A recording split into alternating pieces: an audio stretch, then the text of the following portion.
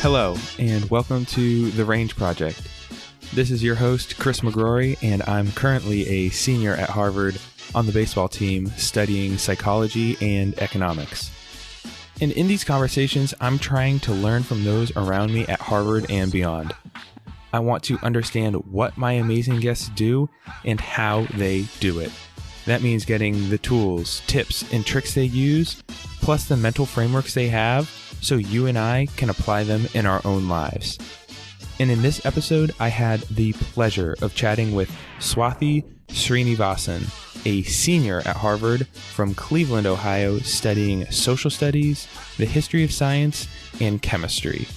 And over her college career, Swathi's dedication to helping solve critically important public health equity challenges through addressing social and economic issues has earned her a Rhodes Scholarship. Now that is no joke. Considered by many to be the most prestigious postgraduate award in the world, being a Rhodes Scholar will give Swathi the unprecedented resources and platform to make the changes she wishes to see in the world. And in this conversation, you'll hopefully hear why I think the selection committee made an incredible choice. Swathi outlines how following what she cares deeply about has led her to put a ton on her plate, but at the same time stay motivated through it all. She's worked for UNAIDS in Geneva to understand the solutions at the international level to address HIV and AIDS. She's the head of the policy program at Harvard Kennedy School of Government, where her criminal justice and environmental policy teams were turned into classes. She's worked with Massachusetts government and traveled internationally to do field research to address the opioid epidemic and more recently, the effects of the COVID-19 pandemic. And most recently, Swathi has been working on developing a cancer chemotherapy with reduced side effects as a second thesis. And this is a research question she is intimately interested in since being diagnosed with Hodgkin's lymphoma and going through chemotherapy herself during the winter and spring of 2020. But Swathi is so much more than just what she's done. While she cares deeply about helping marginalized populations disproportionately impacted by public health issues, she has also recognized and reflected upon the importance of taking care of herself and offers the mindset she sees the twists and turns of her life through, plus the ways she recharges her batteries to allow her to be so impactful in the projects she takes on. Now, this conversation not only taught me a lot, but also inspired me to think about just how much positive impact an individual can have when tackling questions we care deeply about. I hope this conversation about science, social issues, and both navigating and learning from challenges does the same for you. Please enjoy. 1, 2, 3, do it! Swathi, how you doing? Doing well. Thanks for having me. So happy to have you on. And like most good things, we were introduced by one Matt Thomas, my roommate, and your social studies compatriot, correct? Correct. You know what they say, an enemy's enemy is a friend. Couldn't have said it better myself. And no, I'm just so excited to have the opportunity to sit down with you. You're my first interview of somebody who I don't know personally or don't have a previous relationship with. So this will be fun for me. And I appreciate you rocking with me. Yeah, if you don't mind, let's just jump right into it. I'd love to begin by better understanding like what it is you do and study at school. Is that cool? Yeah, of course. So, I mean, from what I know, I see you study social studies, history of science, and chemistry, right? Mm-hmm. Okay. So in that space, you focus on public health inequity, right? Mm-hmm. And so, I mean, you could study anything in social studies. It covers literally everything. Mm-hmm. So I guess what specific questions are you trying to better understand in those domains? Yeah, it's a great question, and one that I've tried to find an answer to throughout my last few years. Well, I guess to start, I came into Harvard pretty certain I was going to study neuroscience. And that was because I was obsessed with Grey's Anatomy and obsessed with Derek Shepherd, who is a neurosurgeon. And I was like, you know what, Swathi, you're going to become a neurosurgeon and you're going to study Alzheimer's disease, which ironically and coincidentally, but not coincidentally, is what he studied. So through high school, I studied Alzheimer's research, and I was really fascinated by neurodegenerative disease, particularly what's the impact of diet. Because in my family, I had no family members that had Alzheimer's yet. Like a lot of my friends and family, friends around town here did. So I was wondering what was different about my family. And then I got to college and I started taking classes in neuroscience and, became much more interested in this question of like, hey, okay, if we were to come up with a cure, would everyone get it? And it seemed really clear to me that the answer to that was no. And that's not a question of medicine or science. That's a question of like society and access and economics and policy.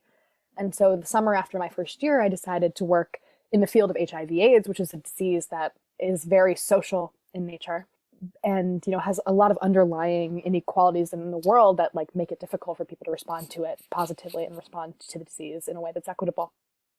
So like, homophobia, in fact, like impacts HIV care, as well as like, I don't know, gender dynamics wherein women don't receive similar care as men. So a lot of things like that where I was like, you know what, I want to study a disease like this, one that like is very starkly related to society.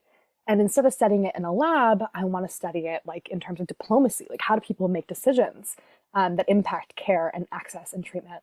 So I went to the UN and worked at the UN AIDS and started to see like what disease response looked at beyond the hospital. It looked like in a round table of policymakers and decision makers who were making all sorts of statements that were either scientifically driven or not, or empathetic or not. And I was like, wow, this is wild. That disease response is more than a drug. It is more than the chemistry research that I had previously done. It was more than the disease pathology that I had previously studied. And I just sort of like rammed into public health as a field, which you have to understand science, yes, but you also have to understand policy and economics and like philosophy of society and how people value certain people and not others and why that is and how do you minimize those differences. So I moved more into a field like social studies that was like, okay, we can pick a topic, a focus, but hit it from various directions. So I could include history of science, which is part of my focus field, social studies, but I could also include like COVID-19 response and health of the US-Mexico border and the history of colonialism, disease, and slavery in Brazil, and study this giant topic of public health inequality with all of these questions as part of my focus field. Well, that's a great overview, and that's really interesting. And please forgive my privileged ignorance, but like what exactly are those socioeconomic barriers that you talk about and I hear about in general? So like if you could give some specifics, that would be awesome. Sure. So I can give this example with HIV. I can also give it with the opioid epidemic. Let's do that. Yeah, sure. So HIV is really interesting because I'll give you Brazil and South Africa as examples. In, I think, 1991 to 2001, Brazil was able to maintain its HIV rate at 1%, when South Africa's rate skyrocketed from 1% to 25% of its population. Now, when you look at Brazil and you're like, wow, that's really impressive, it is. Brazil's universal healthcare system is, phenomenal in many ways. It's part of what I study for my thesis, and it has had a wide reach across populations.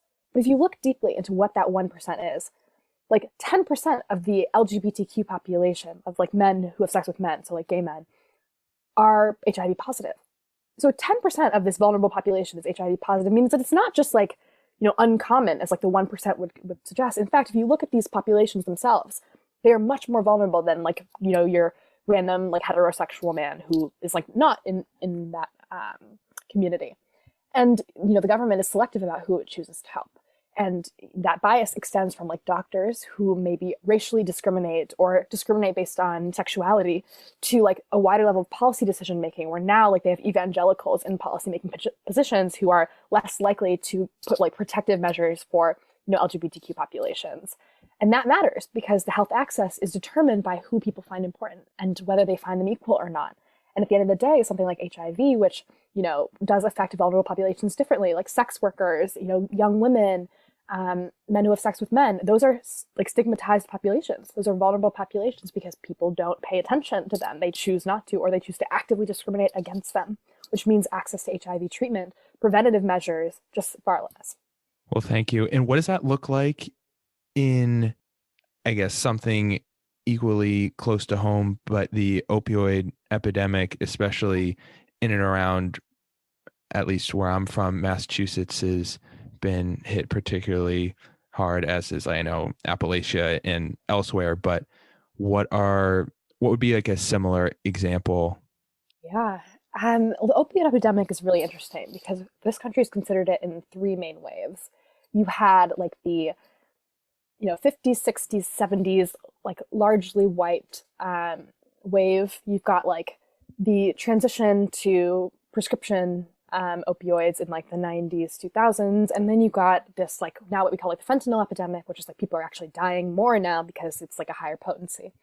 But in that, no one really considered the fact that like low income people of color in urban environments were also dying disproportionately. And in fact, many of those people were dying from that first wave all the way through this last wave. And we're seeing like the spike in Black and Latinx families. And when we branded the opioid epidemic as this largely white, rural, working class problem, it neglected these huge populations, largely on the axes of race and economics, socioeconomics, which minimized treatment measures, minimized like access measures to these urban communities. You take a look at Methadone Mile, for example, which is like you take Mass Ave about 3.5 miles from Harvard's campus, and you get to the heart of the opioid epidemic in Boston. Clinics like BMC or Boston Healthcare for the Homeless program are working on site, and they have people speaking Creole. They have people speaking Spanish. They have, outreach vans that go into these communities because at the end of the day, like it's not just your working class white family, which is also affected. It's these vulnerable populations that have been hidden from the like reporting on the opioid epidemic for decades. Also, not to forget that like when we had a crackdown on quote unquote the war on drugs from like the 70s, 80s, like who did we disproportionately imprison and incarcerate? People of color, largely like Black men, for using drugs, when we have had a far less punitive and far more recovery-based approach for non-people of color, right? For white people in this country. And that's not to say that they don't deserve care. I would rather say that like people of color deserve equal care as well.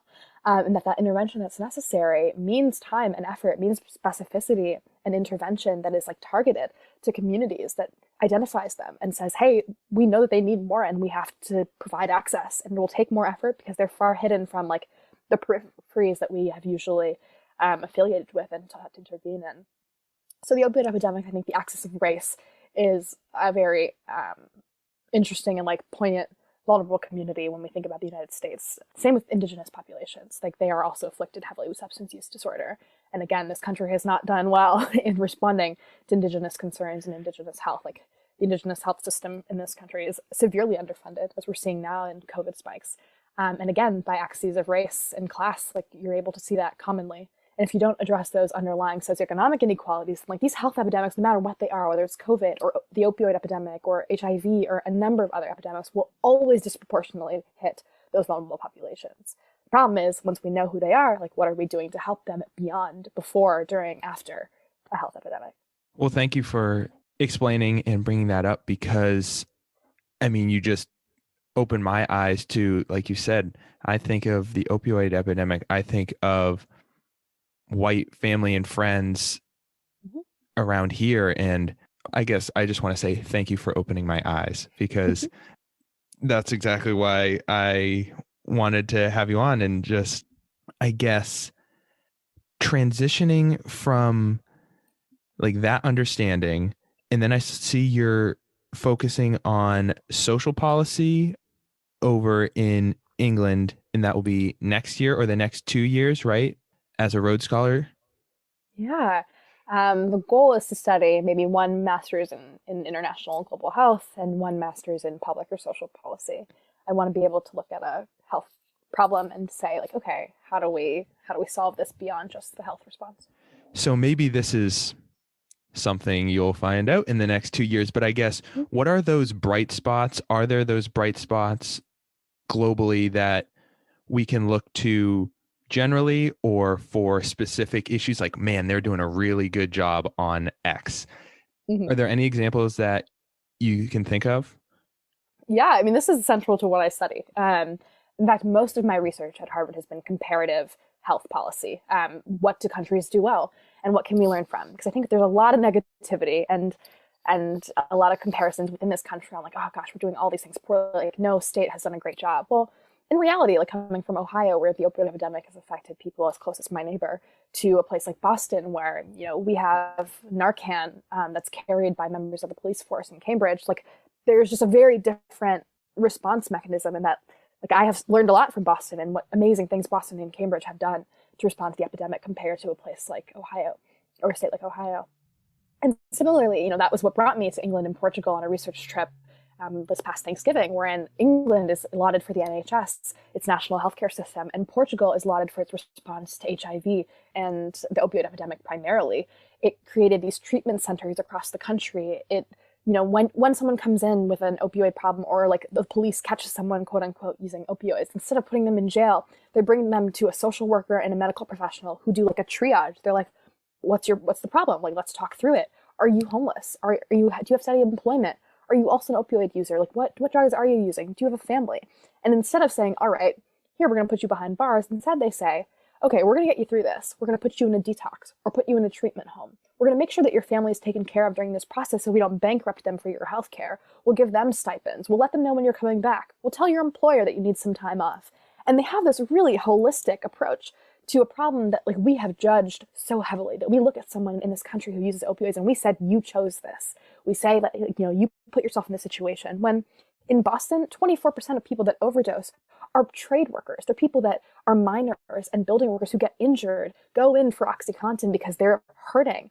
They're given it, and then they get hooked because that is what the drug right. was known for. And that was like covered up by the Purdue Pharma and by a number of companies and families who wanted to profit off of it. Meanwhile, the American public got hooked. And yet at the same time, the way that we look at the pastor's son, the way that we look at our teacher's daughter, and we say that, it's a medical problem for them, we don't look at everyone else and say the same thing.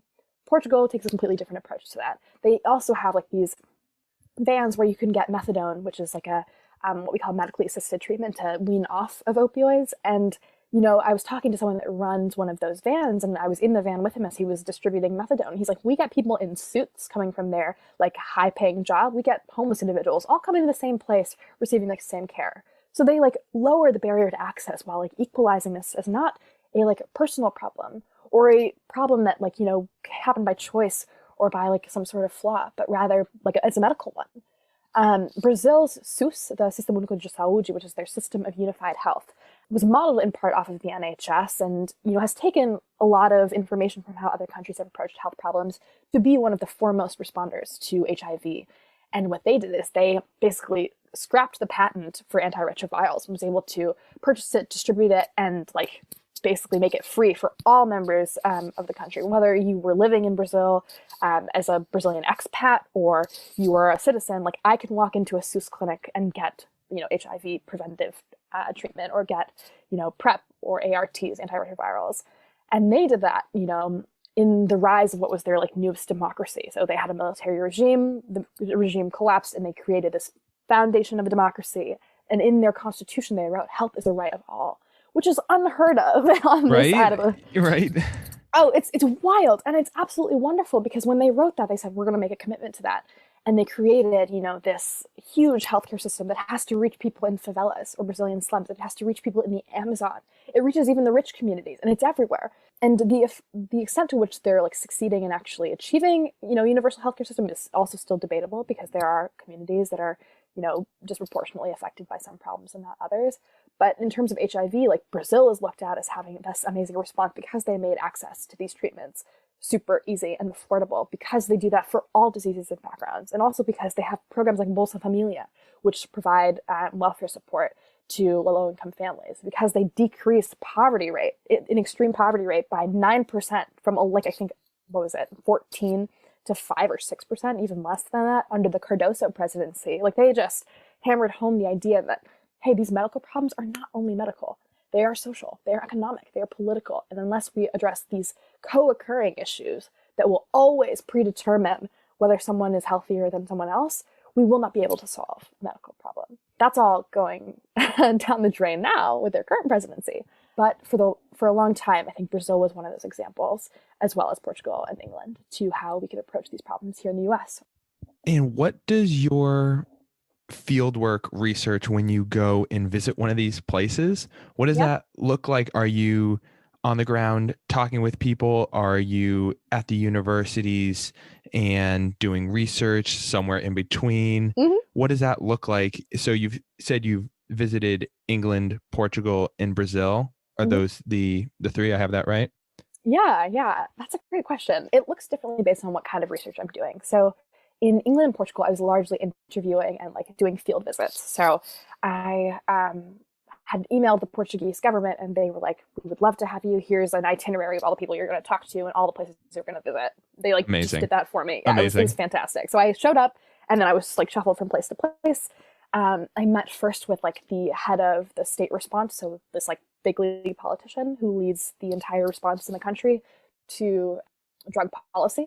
Then I met with the head of that methadone van and, learned with him, sat with him for a few hours. I went to one of those treatment centers in a town called Belém and met with a lot of people who were recovering and met with the heads of that clinic in that treatment center. And then, met with people on that panel who actually decide how someone gets treated to learn a little bit more about like, how do they decide where someone goes?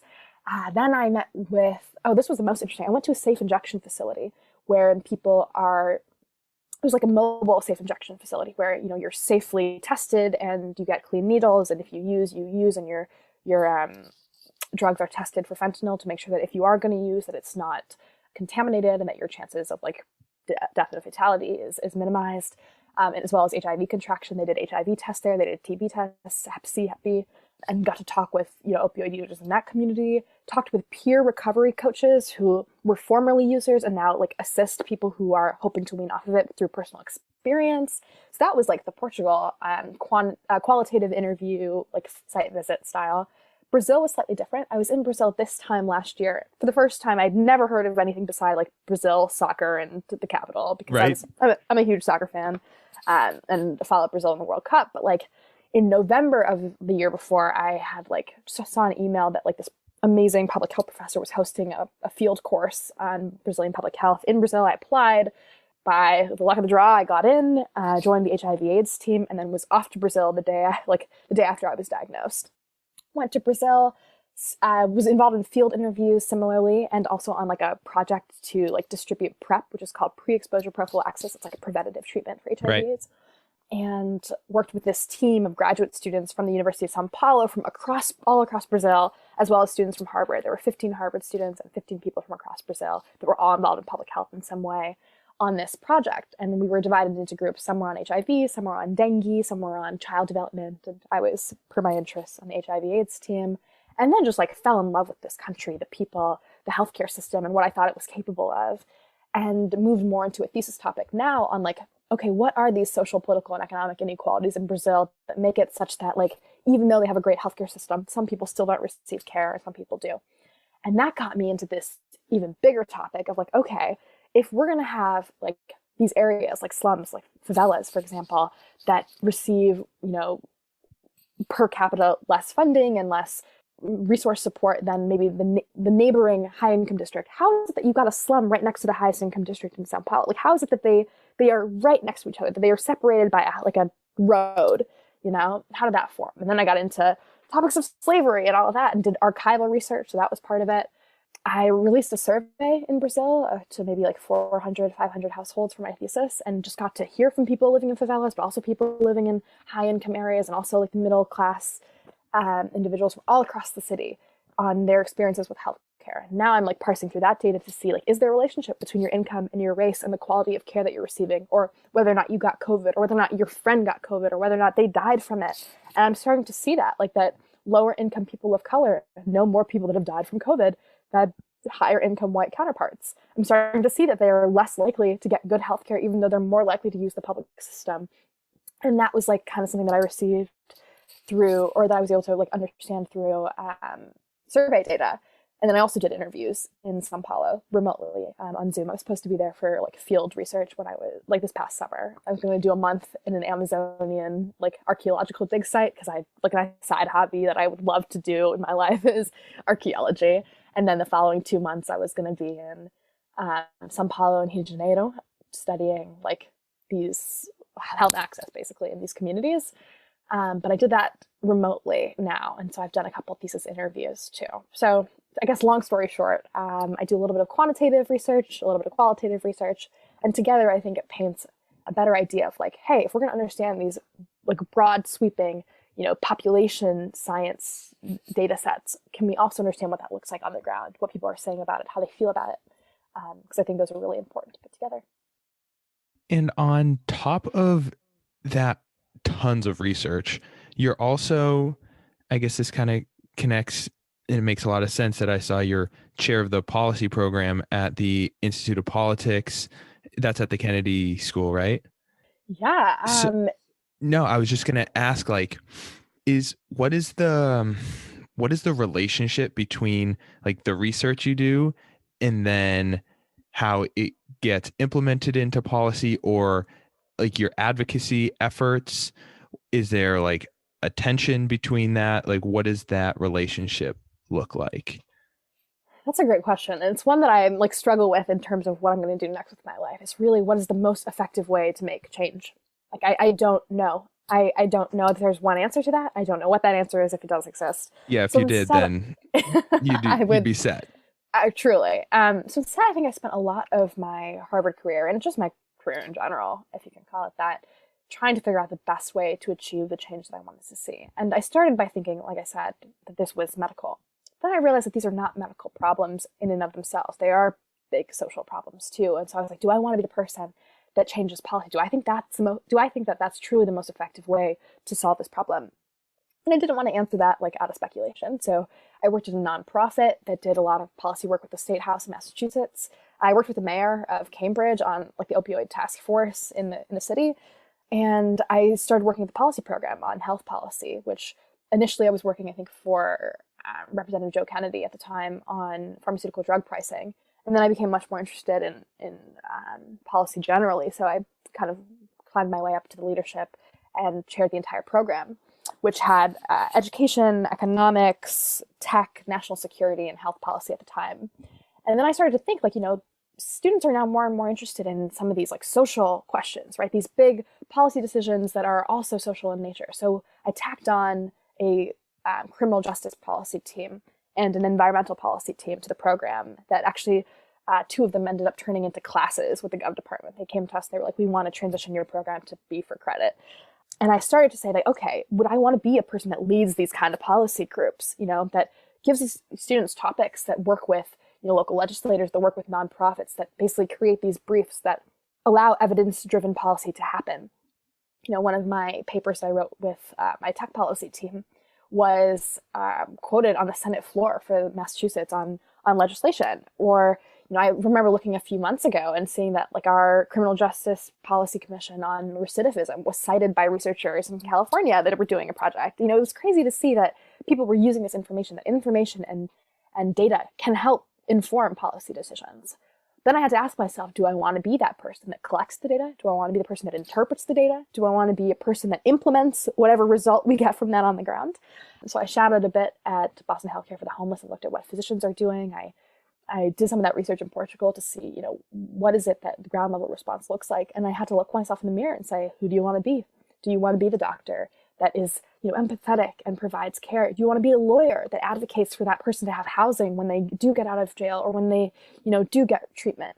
Do I want to be, the policymaker working at the UN that doesn't really see any of that at the ground level, but like knows what those people need and can compel other major policymakers to push funding towards these topics that will then trickle down to someone else making these decisions or being able to purchase the resources that they need? And frankly, I'm so sorry, but I have no answer to that question. I have no clue which person I want to be. I think I see that they're all necessary. And I think I do have to do a lot of soul searching to decide which method of intervention is for me, even if they're all necessary, and that I know that I very well can't do all of it. I've been trying, but at the end of the day, I will need to pick, I think, what works best for me and for the communities that I care about. Yeah, and that's I wouldn't say it is literally the best problem you could have. It's the idea like you really could go in a million different directions. And I think a lot of Harvard students, a lot of motivated Harvard students feel that way. It's like, I have all these directions. I don't know what I want to do. So I don't think you're alone in feeling that way, but also just knowing like whatever you do, you're going to crush it. And, and like you said, at the end of the day, you're going to go into an important direction that needs to be done. So you being that person, it's going to be a job well done. But you mentioned like, this is a big question, like what is the most effective direction to go in? And correct me if I'm wrong, but I believe in an interview in my little bit of research digging before to prep, you said that I refuse to believe there's a question we can't answer. So number one, do I have you right?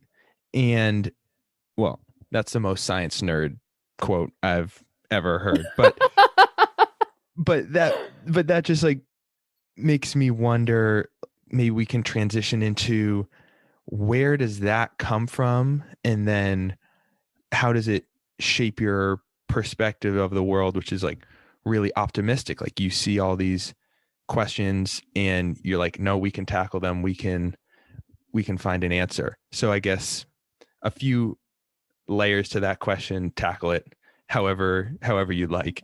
Yeah, I'm trying to remember the context of that quote, but I think I was talking about science, and that my It was in a worry. science interview, Okay, yes. I'm gonna say I think my worry has never been like if we talk about Corona, for example, my worry was never that we were going to come up with a good vaccine. I had a lot of faith that that was going to happen and happen rather quickly and happen with like a great degree of accuracy, and I have like a lot of faith in science. Like the resources that go to science, I think obviously always need to be increased because there's a lot of problems that need to be solved. And I think scientists have a great viewpoint towards that.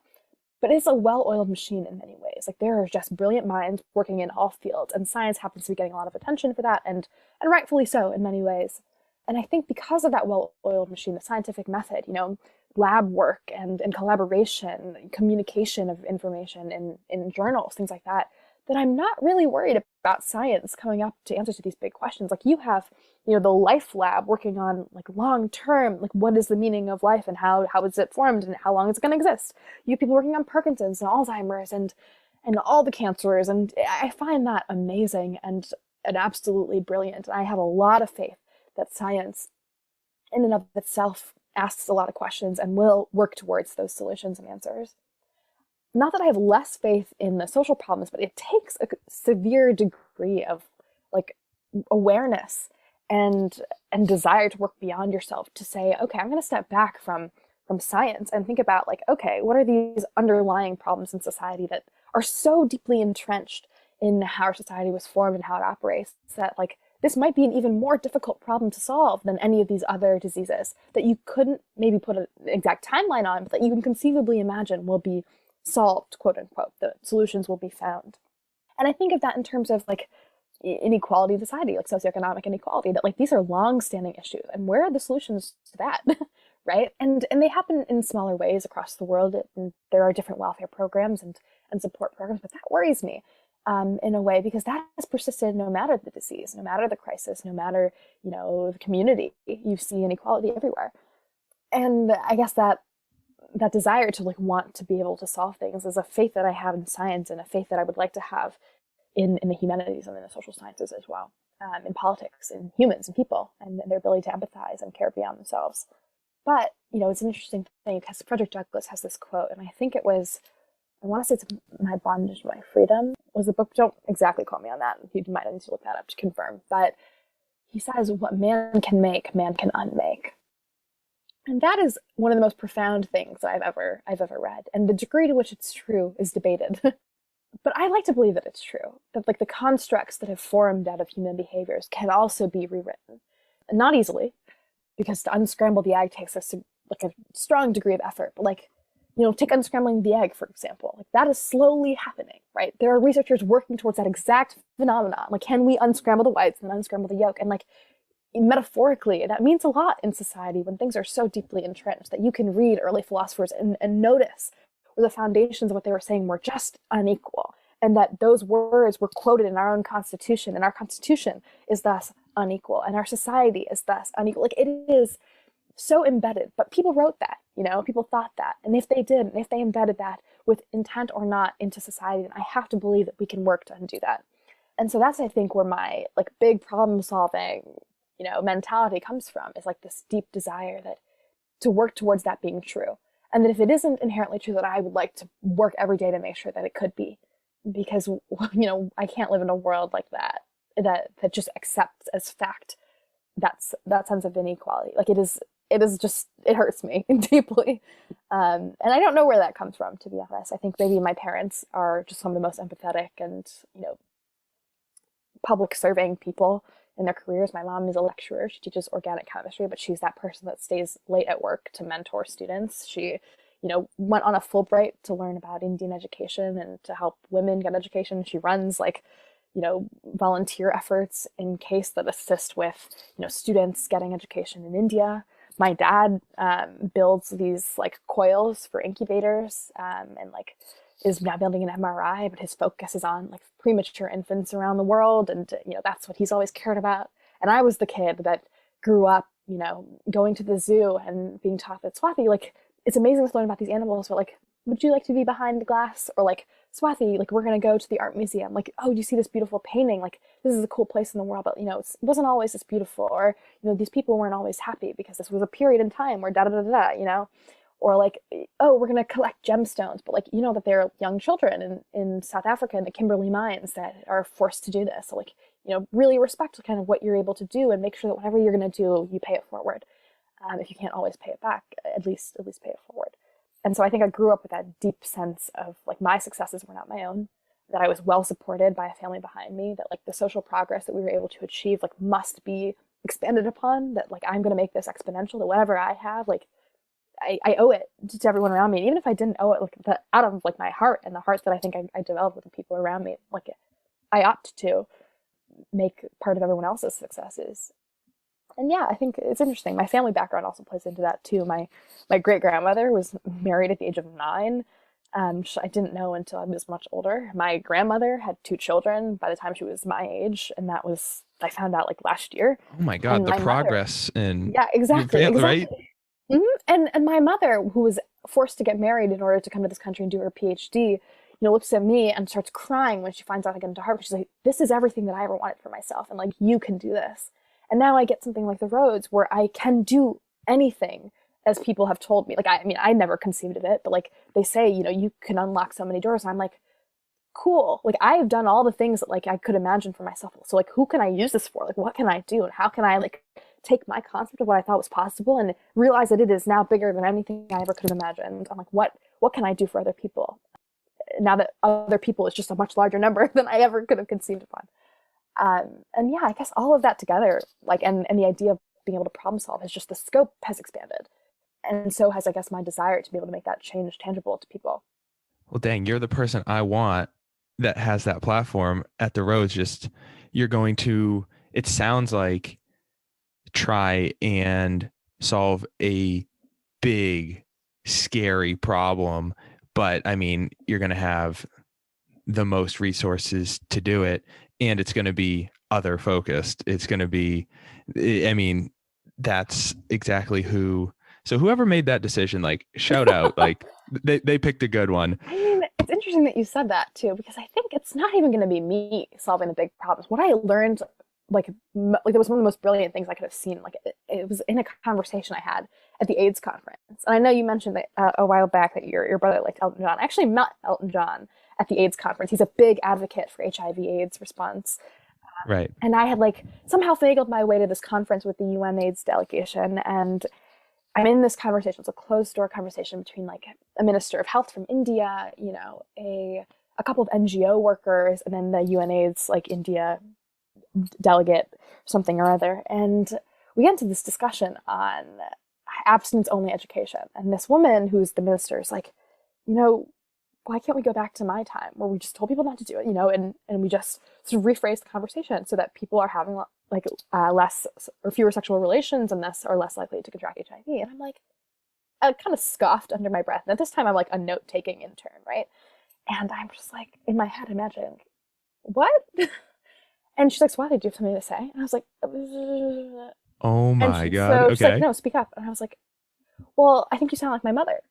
And I didn't mean that as an insult. I meant and then I explained this. I was like, my mother was born around the same time as you. She had similar points of view, wherein it was a different time. But I said, tell that to a sex worker who has to have sex, put money on the table, food on the table for her child, that this is not something that she should do, or that there's a moral imperative that keeps her from doing this when her government, your government, has not provided the resources necessary for her to survive, for her children to survive. Wouldn't you do anything in the realm of possibilities to support your family?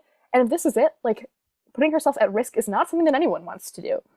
But if it is something, then we ought to support people. And either you provide that support elsewhere, or you provide the choice and all the support after. And that got me to realize that, all the NGO workers that were around us were really in support of that idea. That was what they were trying to get across. And then they just took the conversation. They're like, this is exactly what we're trying to say. I can speak to this, my friend can speak to this, or this other worker that works with us can speak to this. And they just sort of bolster this conversation that was brilliant. And I was like, what we need to do is you don't need me at the table.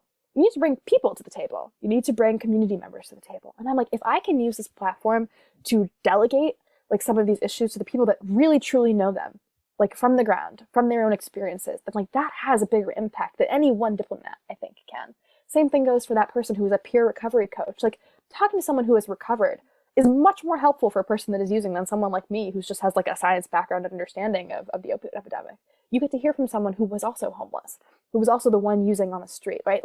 That impacts you. And that is far more salient to the actual change than it is coming from some ivory tower academic. Obviously, I don't hope to entirely be that person. I do like grassroots work and I do think it's helpful. But I definitely was put in my place. And I appreciated that. It was humbling and it showed me that having power will not just be for me, right? It's not even just going to be to have a platform to say things to other people. It will also be to bring people up with me. Because them having that voice might be even more important than me. And then that multiplying factor, I mean, that's so cool that's your framework. And it's not how much can I do in 2 years, me, myself, Mm-hmm.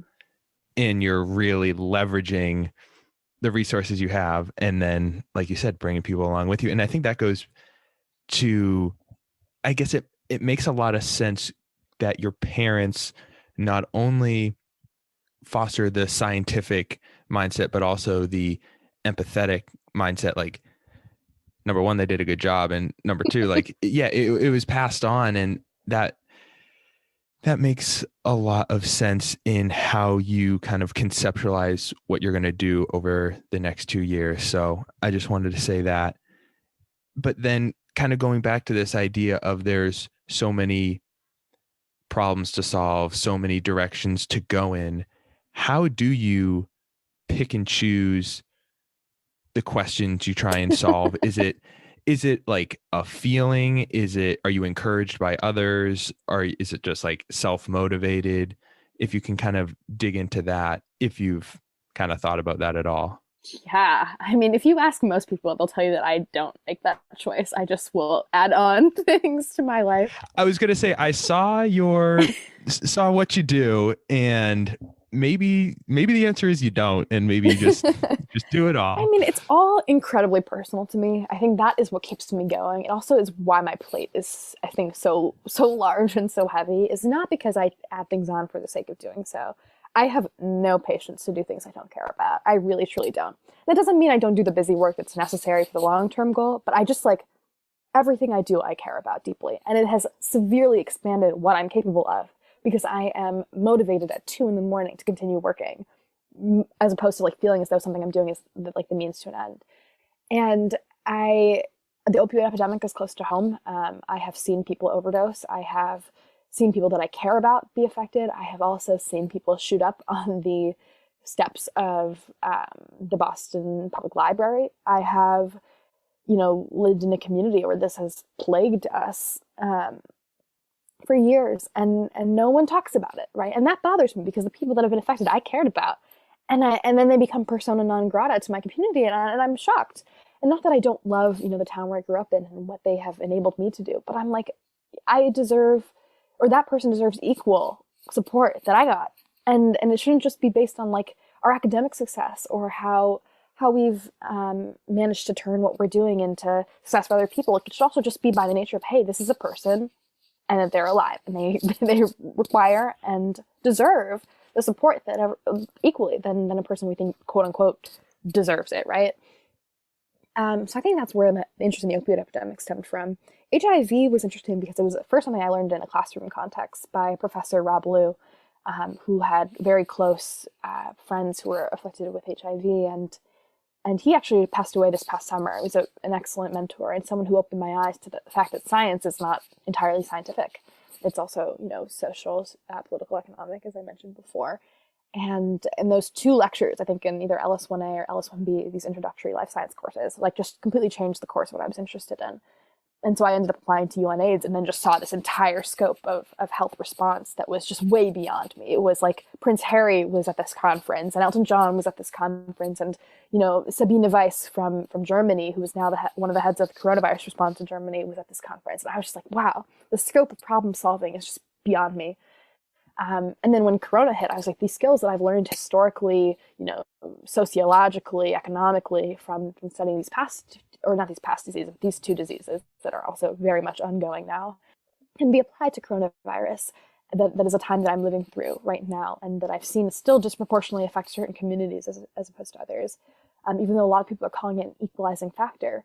No, it's not. In fact, it is exposing and exacerbating inequalities that have always existed.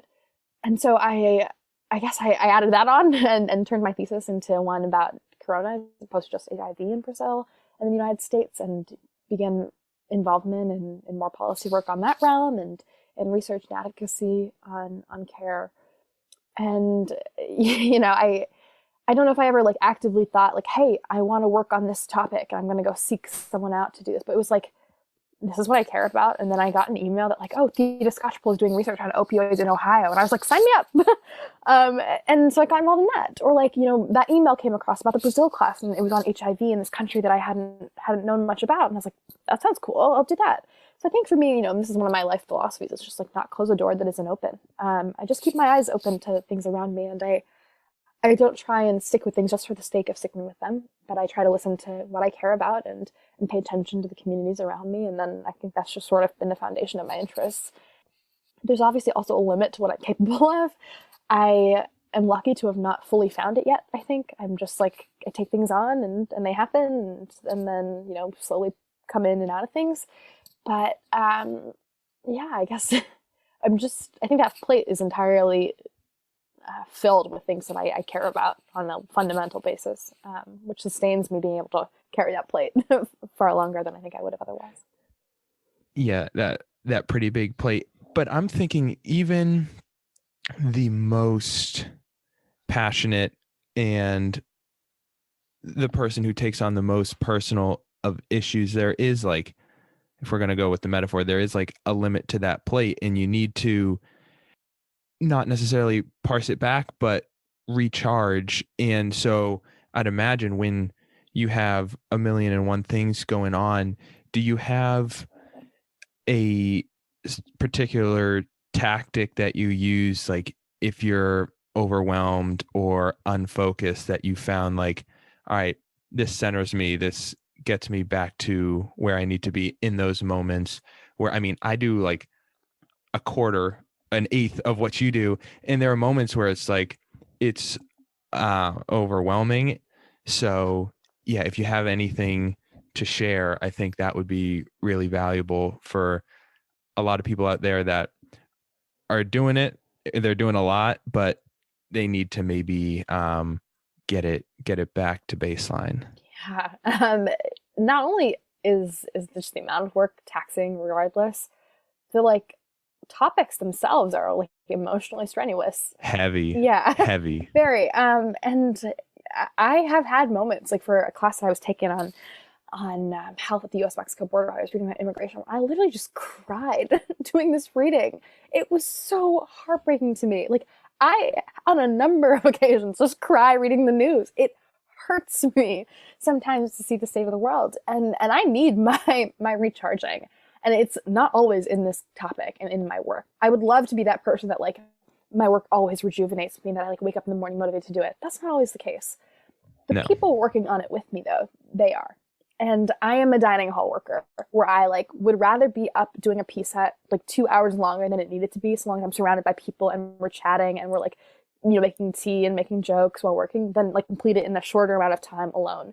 That sustains me, being around people that I care about who are, like, you know, chatty or, you know, working together, that we can, like, stop, grab snacks, whatever. Like, that helps a lot. I also have my introvert tendencies, and sometimes I wake up in the morning, I, like, laze out of bed on a Sunday and I play some Chopin, like, piano music, and I just sort of, like, stroll around, you know, take a nice long shower, and that also helps. And, you know, I don't, in the same way that I don't, you know, turn off, like, the part of my mind that's like, these are your interests, I don't also turn off the part of my mind that's like, these are your needs personally. And if I, like, in a moment am tired and I'm like, I can't do this, then I don't do it. I go to sleep. I take that long shower, you know, I go on that walk. And I think that's part of the reason why I look back at my time at Harvard that was, you know, in part cut short, and I don't feel a lot of regret, because the moments that I needed to take a break, I took a break. And the moments that I needed people around me, I found people. And, you know, the moments that I, like, wanted to do work, I did, you know, in the library with my headphones in. I also think that a lot of mindfulness really comes from music. I listen to a lot of music, and I get a lot of, like, personal, I think, calm from the music that I listen to. I can sit in my bed and not think about anything while just listening to an album that I love, which is awesome. I can also work with music in the background, which, like, makes me feel like I'm enjoying myself when I'm doing some tedious things. And yeah, I mean, I love that. I love my long river runs to MIT and to see parts of the city that I, like, didn't see a lot when I was, like, really, really busy. And then I realized that, like, filling my time with these things were more memorable than some of the, like, things that I thought were necessary and excruciating at the time. So I think those were all ways that I kept mindful. And again, they recharged me to do a lot of what I cared about and gave me the energy to do the things that I wanted to do, like, so long as I, you know, partitioned out my time, to know that, hey, like, the opioid epidemic, it needs, like, immediate response, and it needs a lot of help. Like, Swathi, you are not going to be positioned to be a person that can provide that if you are not in your own right mind and you are not happy. And I also just thought of this, like, much more philosophically. I'm like, would I want to empower someone to, like, one day feel like they had full autonomy over their lives if I didn't feel that way too? Like, I would not be in a position to truly give someone, like, that freedom in some way, not, like, give it, but, you know, to empower someone, provide them the resources to succeed, and me be the model of that if I am unhappy, if I am doing this because I feel like it's a job that, like, takes everything out of me. That's not what I would wish for anybody. So why should I live a life like that just for the sake of this problem being solved? Like, I can do both. I have to believe I can do both. And I think that's kind of why, like, I work in the grill, and I, like, you know, hang out with my friends on the weekends. I went to, I think, every single home football game and probably all but one home basketball game in the past, like, 2 years. I love that stuff. And, like, I do it. And sometimes I bring a book when things aren't happening to read. Sometimes I'm on my computer in the back, like, if it's nothing going on. But most of the time I'm cheering with my friends for people that are on the team, and I'm hanging out with people. I love that. And I get a lot of joy from that. And so there's no reason for me to pick and choose. It doesn't mean that sometimes, like, I have to forego one thing over another, but I'm, like, very okay with that because I look back now with no regrets. I love that idea that you brought up of best serving yourself is in service of others. So, like, if you can do what you need to do to get yourself right, like, that's going to put you in a position to better serve what you're working towards. And you mentioned that word, like, mindful. Is that intentional? It sounds like I'm not sure if you're familiar with Ellen Langer's mindfulness, which is, like, going through your day mindful, as opposed to okay, I'm going to sit cross-legged with my eyes closed for 20 minutes in the morning. Have you thought about that? Like, is that an intention, or is that just kind of, like, part of your vocabulary? Yeah, no, it is an intention. I'm glad you brought that up, because there is a distinction to that I don't think people make very often. It's funny, when I was a kid, I was so, like, energetic that my mom would make me every night do like guided relaxation. She'd be like, Swathi, close your eyes, put your palms facing the ceiling, like breathe No in way. and out, like in and out, like 50 times, and feel the tips of your toes. And she would do this whole routine. Sure. Inevitably, so that I would like calm down and go to sleep. It never happened. And it's funny because she would always say, like, when you're done, like do one large breath. So I'd be like, until like sure Oh I my was done. God. She'd be like, Swathi, you're missing the point. And I missed the point for the longest time. But then I realized that like my quote unquote mindfulness was not like an action at the end of every day. It was like checking in with myself while I'm doing something to think, did you like what you were doing? Is this something that you want to keep doing? And I asked myself that, like, not maybe in all those words, but like I do check in pretty often to see like how I feel about the things that I'm doing. It's also part of like a grander philosophy and why I have the like scattered life path that I do, but it all connects to like topics that I cared about. And I never once doubted once I started doing something, whether it was something that I wanted to do, because I was so like intentional about starting in the first place. And that if there was a point where I felt like I wasn't meant to be in that position, or I wasn't doing what I wanted to do well, or I didn't care enough, and that I wasn't the right person, then I would take myself out of that situation. And that was intentionality at its purest. And I think that philosophy generally is what gets me from place A to place B. It's funny. I think I'm not like a big diary writer. I like can never remember to do it often enough. But I do keep a travel journal, and it's not like, oh, here are all the places that I've been. It's like much more generally and abstractly, like, where were you? And where are you going? And how do you feel about that? What are you looking forward to? What are your goals and hopes for yourself? What do you think you did well where you just were in your life, both physically and like emotionally? What could you have done better? And I think about that like very intentionally too. And I always like looking at the distinction between what I think something is going to be versus what it actually becomes. And I always make sure to ask myself, like, am I okay with that? Because I think that's what gets you like sustainably through your life, is with that, as you said, mindfulness in its true Ellen Langer definition. Yeah. In those travel journals, I like this, like travel journals of your life kind of as a journey, but Yeah. do you do those at like different chapter distinctions of your life, or is it like physical travel locations, or is it just like, you know what, I'm inspired to pick up my journal? It's funny. It's a book that I got in 2008 or 2009. It was a Christmas gift from my Hindu family. And, I was at the Smithsonian Museum in DC, and it was this beautiful notebook of the globe, which is actually sitting on my bedside table right now. And I would write, in 2009, I wrote like, oh, here's what I want for Christmas. In 2010, I wrote in it, and I was like, oh, I had a fight with my mom, random little kid stuff. And my last entry was 2012 until 2018, the summer after graduation, or just blah, blah, blah, summer after freshman year. And I was in the airport on my way to Geneva for my internship. And a lot transpired my first year at college, just like emotionally, academically. And I could not process it. I like was shocked at like everything. And I didn't even know the words to start. So I opened this notebook and started the first entry. And then it became a little bit of both of what you said, where it was like quite literally the in-between, where I usually use it to write on plane rides, bus rides, between like big places, like when I'm leaving a semester, or I'm starting a semester, or I'm going to a friend's house for like 2 weeks from a place that I've been for a while, where I do like use the physical like travel as a means of looking at the like emotional travel and journey. And it's funny because the one thing I asked for my last birthday was like another edition of this notebook. So I like found like the publisher of it, and like my parents bought me like 3 other copies of the same notebook for like volumes. And I just finished the first one, ending at like, the Rhodes and finishing the semester. And I will be starting the next notebook like on my plane ride back to campus. Like, what do I hope 2021 holds for me, and what was 2020? Right. Big questions. Right, big. But they're personal ones too. They're not just about, oh, how was Cleveland, Ohio? They're also about like, Swathi, you processed a lot. Either you didn't process a lot, and you should start. And giving me a space to do that. I like that, both looking ahead, but just as importantly, reflecting back on like what you did well and how you've changed.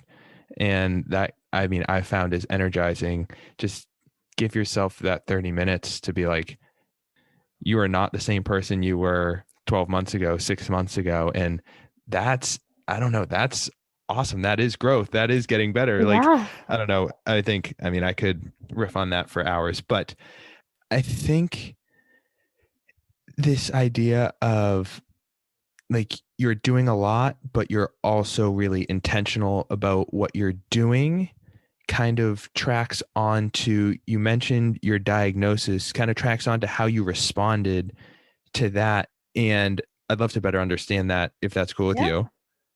And so correct me, you're diagnosed with Hodgkin's lymphoma about what, a year ago, and then you said the next day you're on a plane to Brazil, Mm. and then you continued with school while getting chemotherapy. So correct me if I'm wrong.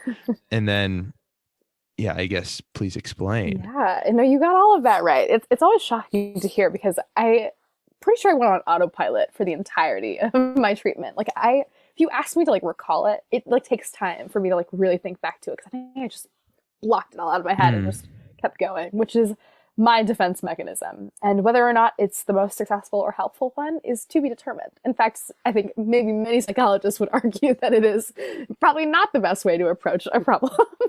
Well, you're talking to a psych major, so I remember, right? no, Psych with the secondary in econ. you got Yes, it. I remember.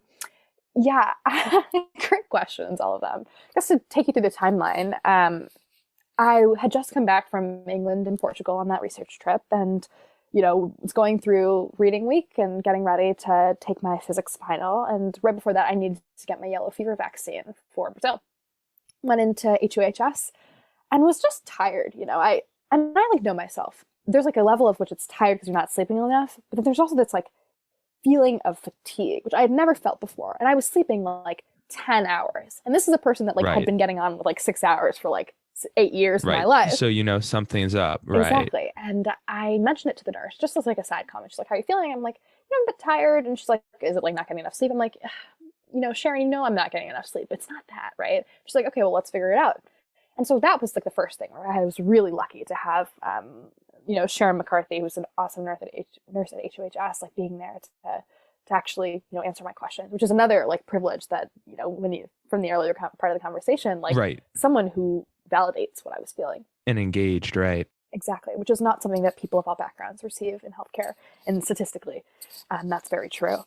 So I was lucky to at least have that, and sure enough, there were bumps on my neck that I had been keeping track of for a while. And I brought it up to her a few months before, after an IM injury, where I was like, "Hey, Sharon, like here's some small things," and she was like, "Okay, keep an eye on that, see if it gets bigger."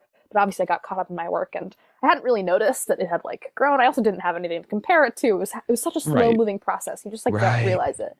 And you're in touch with your body, like you said. So imagine somebody who isn't, but exactly. I have so much more on that. We'll get it on that because it's part of the foundation of my research work in this field now. But, I mentioned this to Nurse McCarthy, and she was like, "Let's figure it out." She feels my neck, and lo and behold, she's like, "We should get this checked out before we vaccinate you with anything, let alone a live vaccine that, could compromise you if you are immunocompromised." And I was like, "Why would I be immunocompromised?" She goes, "Well, we'll figure it out." So I got a CT that day, and next day got a biopsy, or no, X-ray, and then CT, and then a few days later biopsy, and it was all like a very quick 2-day turnaround. Then I got my physics exam, my final postponed, went home, went to this Harvard like luncheon to invite welcome the new admits, and this man had given a speech. He was a Rhodes Scholar, and I'd never really heard known someone really well, like who had done that, and he talked about his path and how cool this was. And in the middle of his speech, I get a phone call from my nurse, and she's like, "Swathi, like, are you sitting down?" I'm like, "No, but tell me." And she's like, "Well, the results came back, and I'm like, really sorry to say that you've been diagnosed with Hodgkin's lymphoma." And I was like, "Huh." And I was like, "This is interesting," because I keep in mind that like when I was biopsied, I was like, "Okay, they only really do biopsies if they're like trying to see if you have cancer or not." And that was obviously like a very rudimentary understanding of science. I've never been in this field of medicine. And somehow I had this sneaking suspicion. I was like, I have this, don't I? And everyone else around was like, "You don't know until you know." Like I told one of my close advisors in the history of science department, Professor Ann Harrington, who is just one of my like biggest, most like wonderful mentors I've ever had. And she was like, "You don't know until it happens." And then I found out, and I called her, and I was like, help me. Um, and she, connected me to Professor David Nathan, who is the former, I think, head of Dana-Farber. He contacted his like best student, who's a lymphoma oncologist, and she, Anne LaCase, ended up becoming my doctor. So all of that in a short time span. This is the day before Christmas that I find that out. And it's like, a lot of like staging has to happen for you to be officially diagnosed. But, then it was Christmas time. My mom flew back early from her Fulbright in India. And the day after New Year's, I flew to Boston. On January 3rd, I was at Dana-Farber. I was getting staged and like officially diagnosed. And my flight for Brazil was set for the 4th. So I get ready to call my mentor, Professor Marcia Castro, who I didn't know really well at this point. She was the professor of this course. I'd met her like twice on preparation meetings for the trip to Brazil. And I'm like, I want to go so badly, but I probably can't now. Chemotherapy is supposed to start in 2 weeks. And she's like, Swathi, if you want to go, I would love to still have you. And I was like, yes. But obviously, chemo starting in 2 weeks, should I go? Should I forego it for just one more week? Because the class was 3 weeks long. And so I go to my professor, or not my professor, I go to my physician, my oncologist, Dr. LaCase, and I'm like, Dr. LaCase, I want to start this year off with a positive memory. I want to start this year off, knowing that I still have skills and passions and being at this place that I've never seen before. The Amazon is in Brazil, and the Amazon was my favorite exhibit in the zoo. And I have only seen soccer jerseys and soccer games in Brazil. I've never even imagined going there. I've seen pictures of the beaches of Rio. I've seen these communities. And I've never been there. Please, this is a fully funded trip that is perfectly in line with my interests. I want to go. And she was like, we could push off chemo for a week and start you as soon as you get back. And I was like, please. I told my dad, because he was there with me, and he's like, we're gonna have to convince your mom. So I called my mom. My mom's like, absolutely not. And my dad has one line where he's like, you should let her do this. And my mom's like, fine. So I go back to my dorm room, I pack up a suitcase, and the next day I leave for Sao Paulo. And I'm in Brazil, in the trip of my lifetime. I met the most wonderful people, locals, as well as my classmates, some of whom are some of my closest friends right now. And I just saw a world that I had never imagined I would ever see, and a perspective to different healthcare problems, but also to life than I'd ever experienced before. And it was wonderful. And I came back with this understanding, that what I was going through, I was in the best position to experience. I was, a few miles from Dana-Farber with a doctor that had been contacted by my professor, with a care team and a house and a friend support system that was going to get me through this. And so if anyone was in a good position to do this, it was me. And keep in mind that I had just met leprosy patients. I'd met 14-year-olds with children of their own. I had just seen, communities that were in far more need of support than I think that I ever was. And it's funny because the word cancer scares everybody, right? And it means something different based on the disease and who gets it, obviously. But also I was thinking about hey, where I am, Boston, with the people that I have the support from, I can get through this. And then I just became super involved in public health in Brazil at the time. I took on a 91-hour research class on HIV comparative between US and Brazil. But I started taking Portuguese and took a class on humanitarian innovation in MIT, which was awesome because I had always wanted to take a class at MIT. So I would take the M2 close to campus, get off there, go to class there with a few friends of mine that I also got to take the class with me at something called the D Lab, the Development Lab, which we were working on improved housing for Syrian refugees in Jordan. Just the most wonderful classes that made me want to get up in the morning, And I was like, this needs to be my semester where I feel compelled to do these things. And Dr. LaCase was like, Swathi, you could consider taking time off. And I was like, I would go mad. My mental health would take a severe toll if I was in four walls and just thinking to myself. No, that I didn't mean to cut you off. That tracks on where you're gathering energy and what's going to put you in, if you're thinking about your recovery from a holistic sense, this is part of my recovery, working on these projects that are bigger than myself, that are getting me excited. If you want to circle back, and we don't have to, you mentioned you had some thoughts on being in touch with yourself as a foundation of your research now. Did I have that right? Yeah. I'm happy to talk about that. And I think it's funny because I got off the plane from Brazil. That day I took the GRE. The next day I was like, okay, let me get all my stuff ready for the semester. And then the first day of the spring semester, I got my port in, shopped classes. The next day I had my first chemo session, shopped classes, and then started the semester. It was wild. And I think to myself, and I'm like, how was I able to do that? And one question is a personal question where it's like, what were you thinking?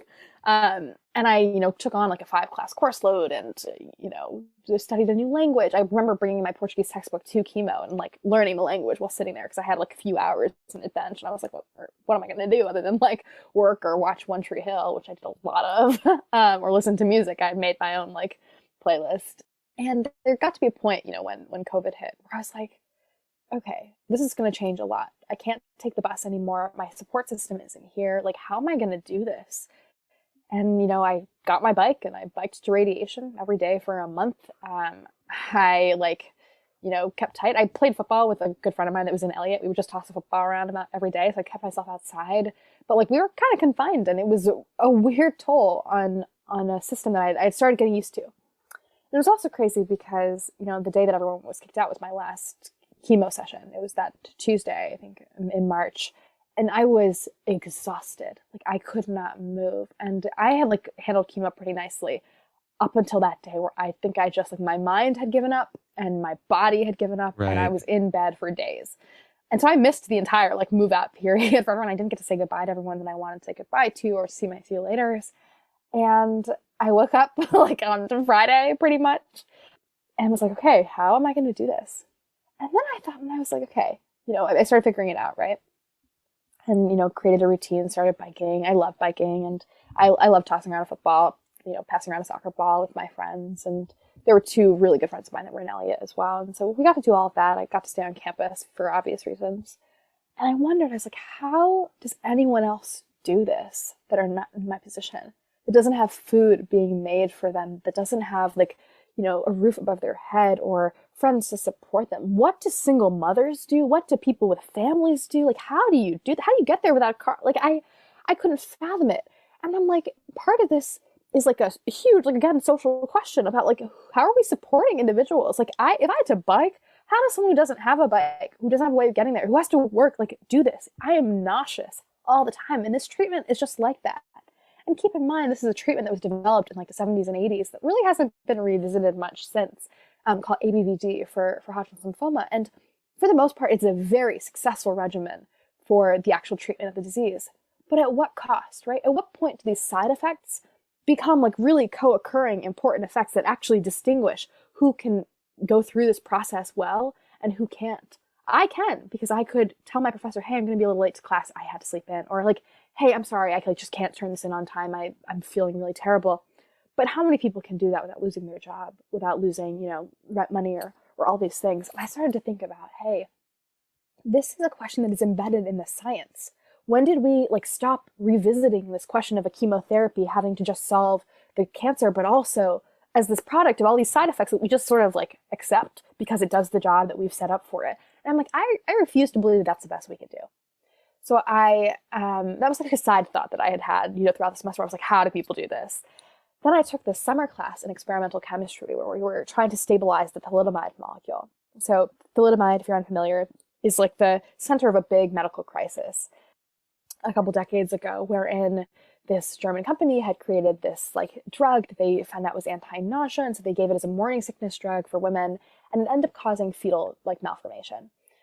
And soon after, well, not soon after, many years after, they kind of figured out the chemical reason for that. This drug that exists in a certain way, a hydrogen on it would pop off and add back on, but it wouldn't add back on necessarily the same way that it popped off. It would add back on the opposite face. So even though chemically it was the same structure of like all these things with like a certain hydrogen, and it would have that hydrogen, the position of that hydrogen would alternate. So it would pop off, and about 50% of the time it would add back on the way that it was, 50% of the time it would add back the other way. And these are what we call enantiomers in chemistry, where it's like you have a structure, and you have a structure wherein like the molecules are set up one way, but at a certain center or not the molecules, the atoms are set up one way, and at a certain center, like a particular atom could be like positioned a different way. And yet they be the same like non-superimposable molecule chemically constructed differently, even though they're made up of the same atoms. And that's weird, right? Because it's like, how do you control whether or not it's in one position or another? If the body is constantly like, taking off hydrogens, adding back hydrogens, that's like a very common thing. Like when you're in an acid solution or a basic solution where like hydrogens are always like shifting around, like, being added and That's what they do. That's what yeah, hydrogens do. It just happens. And, water, we know to be like that, where like you add on an H to a water, becomes like a hydronium, then a water, like H pops off and becomes water again. Like it's this whole thing. So for enantiomers that have two possible configurations of the same quote unquote molecule, it's like, we call it the R enantiomer and the S enantiomer based on like what direction we can look at certain atoms. It's a kind of complicated thing to explain on a podcast, but basically imagine like that there's an R version of thalidomide and an S version of thalidomide that basically only depends on where that hydrogen is. It's at the same center, connected to all the same atoms, but the position is different. Now, the R thalidomide molecule was realized to be the one that was anti-nausea, but the S thalidomide molecule is thought of to be like the one that inhibited cells from growing. Now, when you're trying to grow a child in your body, not great. Exactly. And so this class, we were thinking about how do you stabilize the thalidomide molecule to only be in one configuration, to only be the one that like we would want, quote unquote, right? The anti-nausea drug. And one thing that we're thinking about that researchers have done before is deuterating the molecule. So taking a slightly heavier hydrogen and replacing that hydrogen with a deuterium. So because it's slightly heavier, it's not as easy to replace, like to take off and add back on. So it stays on longer, which means our thalidomide might be our thalidomide longer with the deuterium as that central hydrogen as opposed to as an actual hydrogen. Chemically, deuterium behaves pretty similarly to hydrogen, though. So it's not like you'd be making a huge chemical change to the molecule. It's just like a slightly modified hydrogen atom. So that was a really cool thing, right? Like, okay, you could stabilize our thalidomide. When I got to thinking, I was like, what if you thought of S-thalidomide? What if you thought about repurposing this drug? Because, hey, inhibiting cells from growing when you have a fetus, not super great. When could that be good? Cancer therapy. So I was like, if you could take this drug and repurpose it, maybe, right? And maybe have a molecule that is sometimes anti-cancerial and sometimes anti-nausea, then wouldn't that be like two birds, one stone? Wouldn't that be the perfect chemotherapy? And perhaps thalidomide isn't the perfect molecule to do that, but maybe we could create derivatives off of thalidomide that like specifically target the cells that we don't want to grow and then stop those cells from growing, say like cancerial B cells in Hodgkin's lymphoma.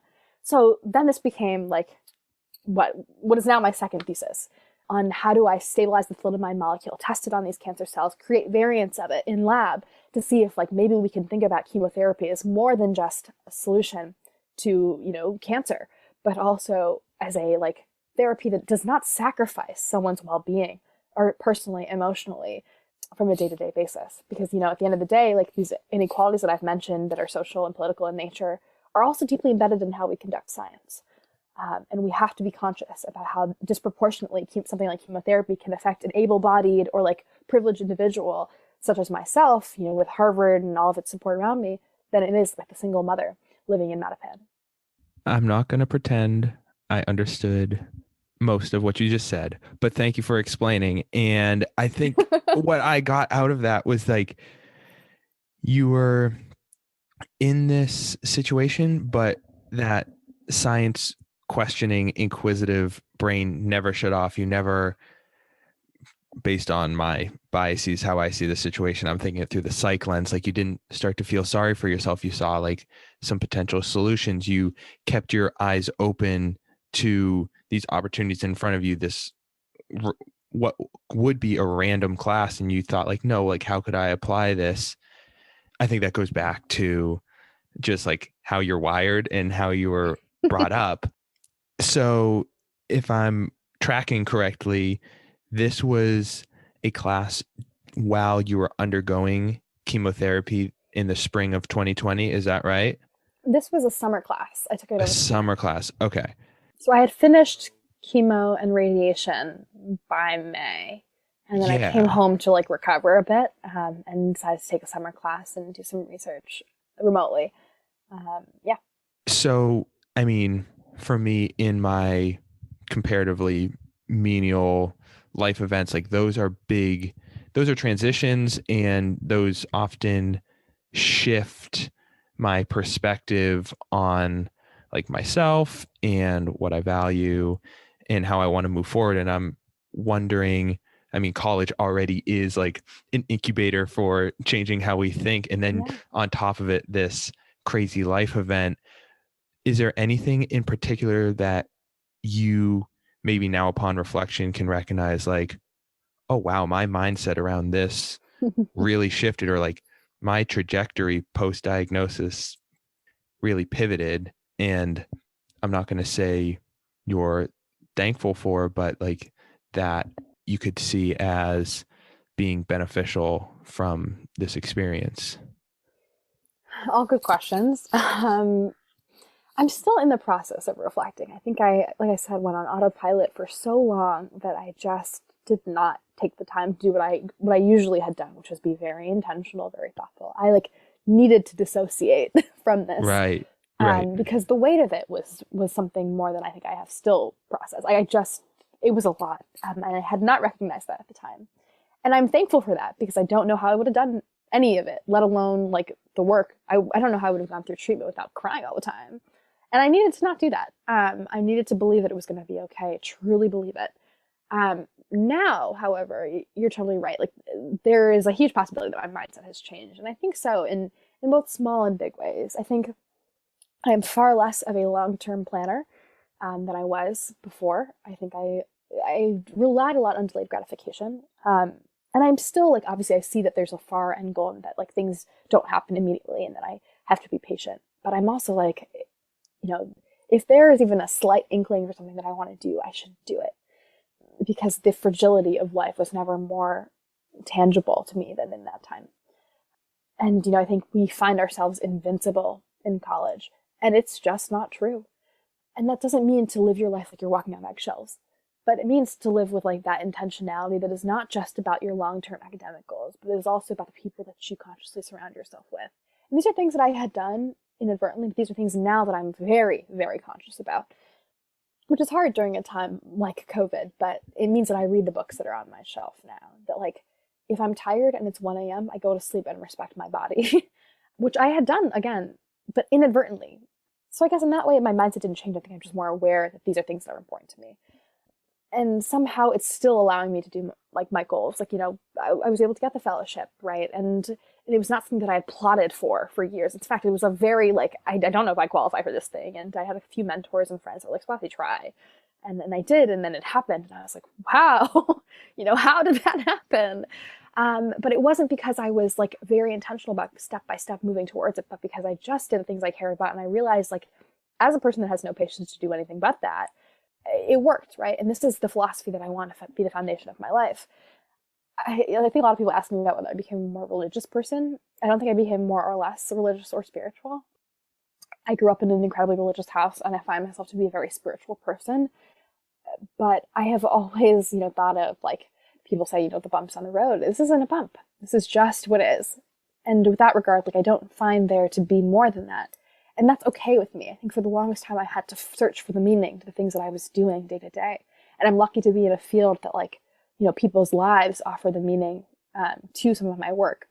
But there need not be some inherent, like philosophical, intrinsic meaning to my life to make it worth living.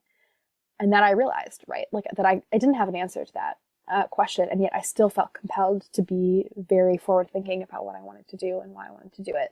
Whether that was like, reading a book or, going on that walk or doing the research that I'm doing. And then in terms of other framework shifts, again, I think being a patient is a very different approach to understanding medicine than being in any sort of position I was before. And that was just incredibly eye-opening to me, being the person receiving care, like long-term care, understanding that I was offered a bagel and they asked me, toasted, untoasted, cream cheese, no cream cheese, fruit or no fruit. And I truly thought that this was like the golden ticket, like the red carpet treatment. And it could not get better than that. And who says that, right? It was funny because they asked me like about this, or if I had anything to add in my Rhodes interview. And I remember mentioning this. And for the first time, I really thought about that moment because I never realized how starkly it was obvious to me that I was getting everything that I could have ever wanted, which no one thinks a cancer patient would ever say that, right? But I had a true tangible understanding that like I can get through things. And it's not just because like my force of nature or that I have a willpower that's particularly stronger than anyone else's, but because I'm in a position to do that. And that made my work in public health all the more important because this is a position that everyone ought to have, right? Thank you for sharing that perspective. And I think that's really eye-opening, and I think connects to another quote. Please correct me if I'm wrong, but you mentioned that there's no other path than the one I'm on. And I think it was in reference to something tangential to this, but if you could explain that to me, I mean, that resonated with me in a much smaller scale, but like I had a broken back in high school in coming into college, and accepting that injury and my body and how it changes. Like, okay, you're not going to be the same athlete you are when you're wearing a back brace, right? So seeing it as an opportunity for me, like if I wasn't put in a back brace restricted, I wouldn't have picked up books that have like changed my life. I wouldn't have listened to podcasts that have like kind of inspired me to do this. So it sounds like you brought up the idea of like these bumps on the road not being bumps, just like they are the road. Mm-hmm. If you could explain that perspective for me, like what does it mean to you? And then like, where did you learn that? Like that is a amazing perspective to share and internalize. Yeah. Well, first off, I'm sorry to hear about your injury. But what you said resonates deeply. And exactly, like you hit the nail on the head where it's like, I can either see this as a hindrance or a thing that wasn't meant to happen or that happened and why did it happen? You know, it seems so unfair. Or I could just see it as it is. It happened. You know, what else? Like we move forward, right? I think of myself as like the center of a target. And every step you go from the center of a target is forward, no matter what direction it is. Like it happens to me. And you don't know where, but that's okay, right? And I thought of that too. I mean, I on treatment gained so much weight. And like this is after I had been running miles. I was prepping for the marathon, you know. I wanted to do all these things. I was really comfortable with my body for the first time in a long time, you know, as a woman in society, as a person that like doesn't fit maybe standard, like American standards of beauty, like whatever. And I like really finally felt comfortable in my own skin. And then I get this and I like gain a lot of weight. I can't work out as often. Like I just don't feel as comfortable. And it was like in some ways heartbreaking. And I got angry at myself for feeling attached to that feeling of how I looked and how I was perceived. And that was also in and of itself a response. Right. It was really hard. And then I had to take a step back and I was like, you know, your happiness, like, ought not to be dependent on any of these things. And if it is, that's okay too. Like, don't be hard on yourself. And that got me to think about, like, you know, someone told me so poignantly, like in a text message, they were like, this is just a bump on the road. And I remember feeling like slightly upset at that statement, where I was like, is this road meant to not have problems? Is this necessarily like a problem that I can't solve? Or do you think it's one that's going to keep me from what I want to do?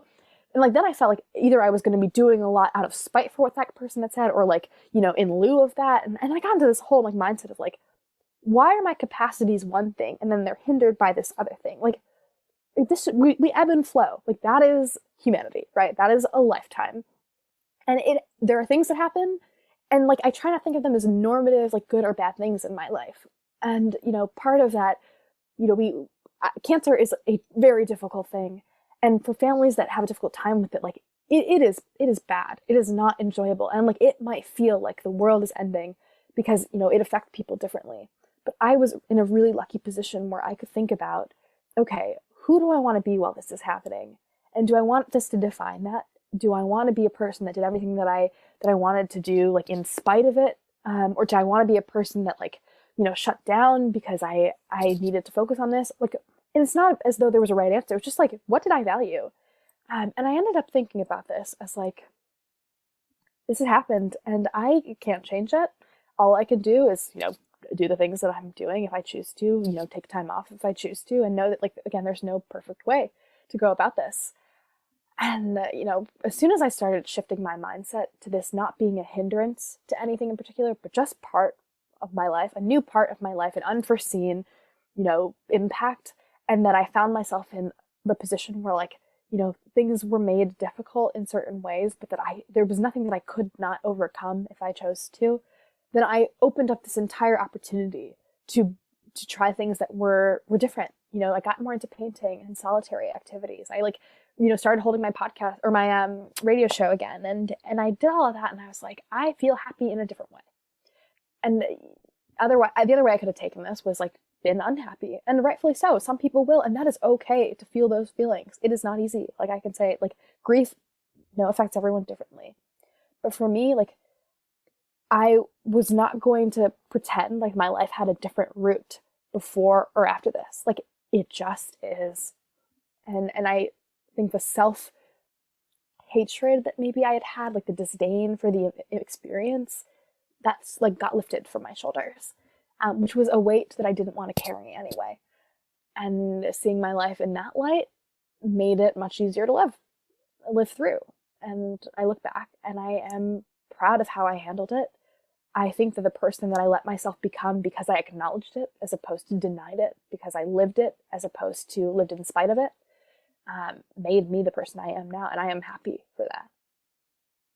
I mean, there are people who will spend a lifetime trying to come to that conclusion, spend hundreds of thousands of dollars on therapy sessions. I was lucky enough in my isolated and solitary state of, like, in a back brace, like reading philosophy, and Stoic philosophy has these ideas. Like, you mentioned this shifted mindset. What catalyzed that? Was it, like you said, pulling out a journal? Was it something you read? Was it something you were taught? I mean, this is not like a small shift in mindset. This is like a fundamental, like, I'm putting on a different pair of glasses and, like, now I'm seeing the world this way. Mm-hmm. I think this probably comes from my dad, to be honest, my family just generally. I mean, my dad is a small business owner and my mom is a lecturer.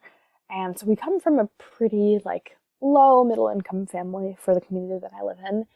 And, when the stock market crash came and, like, it, brutally affected the American people, like, we were no different. Like, we were affected by it too.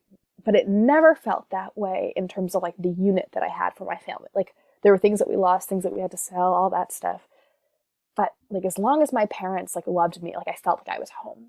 And they made that very clear. Like, we could survive, like, no matter if we were dropped in the tundra, like, we would find a way, right? I felt that way. And obviously the degree to which that is true, the reasons why we felt that comfort comes from, like, previously having that. And again, not all families will feel that way because it is difficult to survive without certain resources, like, no matter the willpower. And I definitely don't want that to be overshadowed. But I had this deep feeling that, like, with the right people and the right mindset, like, I could do anything. And my dad is that person. He doesn't react strongly to things, whether they're good or they're bad. And so I slowly became that kind of person where the highs aren't too high and the lows aren't too low. And I live in contentment that you can only really find internally. It is not something that you manufacture, and it's not something that I think comes out of a specific moment, like the glasses that you mentioned. Like, I don't think I ever just, like, put them on at any moment. I think it was a slow building feeling of contentment that only I could open the door to. So when it came time to have this experience, like I said, I found out in that luncheon. I then returned to the luncheon. I continued talking to, like, the people around me, answered their questions about Harvard, got in the car with my dad on the way home, told him, and we were like, all right, what do we do next? And we're like, we'll figure it out. And that was it. And I think that came from that long-standing feeling that nothing was more important than, like, my health and happiness with my family. Now, when that was compromised, I had to look to science, right? I had to look to, like, how is this treatment? Like, is it going to be okay? And I had utmost faith in the people that were caring for me. Another privilege, right? Because I think, some people are not as fortunate to have medical professionals that will do the due diligence and care for them equally. I did. I had a fantastic team. And I realized that, like, at the end of the day, like, I need to do this for other people too. I want people to feel the way that I felt, the confidence that I felt walking into that door, whether it's creating the perfect therapy that makes them feel like the science is on their corner, or like facilitating, bias trainings for physicians so that they support everyone equally. Like, all of that is necessary. And that mindset comes from that feeling, right? The feeling that, I can do this, that like whatever this is not a hindrance. It is not like a particularly good or bad thing. It just is. And I will make my way through. And that is a mindset that, is not necessarily a shift, but like an ever-growing feeling from the people that I've been surrounded by. Thank you for sharing that deeply personal, but also just like your reflections and sharing that. So hopefully, I mean, I'm learning from it. Hopefully one other person does too. And maybe in my job to steer this ship home, you're more than just school and you're more than just this experience. I mean, you mentioned you're a Harvard radio DJ. You mentioned before we hit record, you were showing off your vinyl collection and we were geeking out about rock music. You choreograph dance. You're on I Am Crew. You have all of these interests. So what are your favorite ways to like kind of balance? I'm not going to say these two parts of you because like we mentioned, it's all part of the same, but what do you find that are your favorite ways to balance what could otherwise be a particularly full and overwhelming schedule? Yeah, I mean, I grew up loving sports. My dad was a big basketball fan, so we used to play basketball in like a local court near me, and we watched March Madness and college football also in addition to basketball.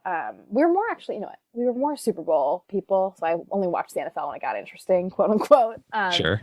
And then we were big March Madness basketball people. And then I like started loving sports sometime in middle school. So I played on the soccer team all through high school too. And then, joined a lot of IMs because I didn't really like have a lot of time. And I also had an injury senior year of high school.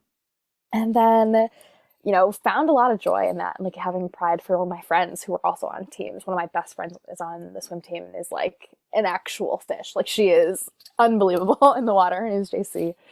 Same thing going to see my friends in basketball games and football games, my pathies who are advisees of mine on the football team. Like I love that. I love supporting people through that. I love teamwork. I love that we can join together like and have a bigger purpose. I think sports speaks to all of that in different ways, although it also has its own dynamics that obviously deserve scrutiny in terms of like access and bias and prejudice. But I love athletics as an outlet for that. I watch a lot of soccer and a lot of football now and a lot of basketball. Big Ohio State Buckeyes fan, so I watch a lot of Justin Fields, which is amazing. Yes, great year to be a Buckeye. And yeah, I mean, that's one thing. I think it's fun. It also gets me to like meet people that I wouldn't have otherwise known and to empathize with them and get to know them. Same thing for music. I think music is such a great way to get to know people. And I'm like one of those people that like the better like type of conversation that I'll start with as opposed to like, oh, what's your major? It's like, what do you listen to? It tells a lot about a person. More so like than what they listen to is like the environment in which they listen to music and like what it does for them, if at all. So yeah, I love that. I think it's not a separate part of my life as you had put it. It really is part of like who I am. It gets me through things. It gets me to enjoy things. I like can listen to music and tell you when in my life like that was important. Like I can listen to a song and it puts me somewhere. Like Us and Them is like a song on a Pink Floyd album that I like am in a car ride with my mom on my way back from dance class in like senior year of high school. Or like, I don't know, gosh, there's a song by Coin, Malibu 1992. Like it puts me in a rainy day in Sao Paulo. Like I listen to that song nonstop on my trip, or all sorts of songs, right? And I can feel that moment viscerally. Oh gosh, Prince. Purple Rain brings me to my table at Annenberg in the dining hall. Like I like viscerally can feel that moment. And so it's like a soundtrack to my life. Kid Cudi also love.